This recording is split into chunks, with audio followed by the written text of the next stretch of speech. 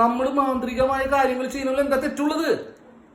നമ്മുടെ ജീവിതത്തിനെ തകർക്കാൻ, ദാമ്പത്യ ജീവിതത്തെ തകർക്കാൻ പലരും വരുമ്പോ അതിൽ നിന്ന് രക്ഷ നേടാൻ മാന്ത്രിക രീതികളല്ലാതെ പിന്നെ എന്താ ചെയ്യാൻ പറ്റുക? ആൾക്കാരെല്ലാവരും നമുക്ക് തല്ലാൻ പറ്റൂ, ആൾക്കാരെ ഉപദ്രവിക്കാൻ പറ്റൂ, പല പ്രശ്നങ്ങളുണ്ട്. അപ്പോ അവര് വിഷ്ണുമായ മഠങ്ങളെ ആശ്രയിക്കാൻ കാരണം എന്താ?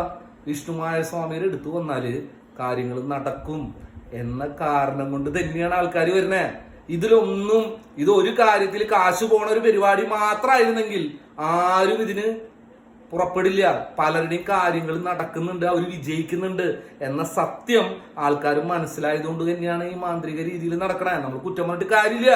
നമുക്ക് നടത്താൻ പറ്റാത്ത പല കാര്യങ്ങളും മാന്ത്രിക രീതികളിലൂടെ നടത്തിയെടുത്ത അനുഭവങ്ങളുടെ ആയിരക്കണക്കിലല്ല ലക്ഷക്കണക്കിന് വർഷങ്ങളായിട്ട്, ഇതിപ്പോ ഞാൻ തുടങ്ങിയ പരിപാടി ഒന്നുമില്ല, 2000-3000 വർഷങ്ങൾക്ക് മുമ്പേ തുടങ്ങിയിട്ടുള്ള പരിപാടി എന്നാണ് പറയണത്.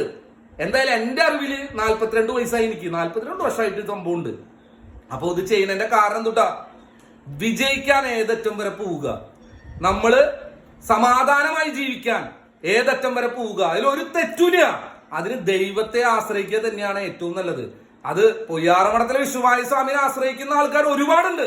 അവരുടെ കാര്യം നടത്തി കൊടുക്കുക, അതിന് ഏതറ്റം വരെ പോവുക, അത് തന്നെയാണ് ഒരു മഠാധിപതി അല്ലെങ്കിൽ എന്റെ ഉത്തരവാദിത്വം. അത് ഞാൻ ഭംഗിയായി ചെയ്യാറുണ്ട്. അതുകൊണ്ട് ഇവിടെ ആൾക്കാർ വരാറുണ്ട്. അപ്പൊ എല്ലാവരും വിജയിക്കട്ടെ.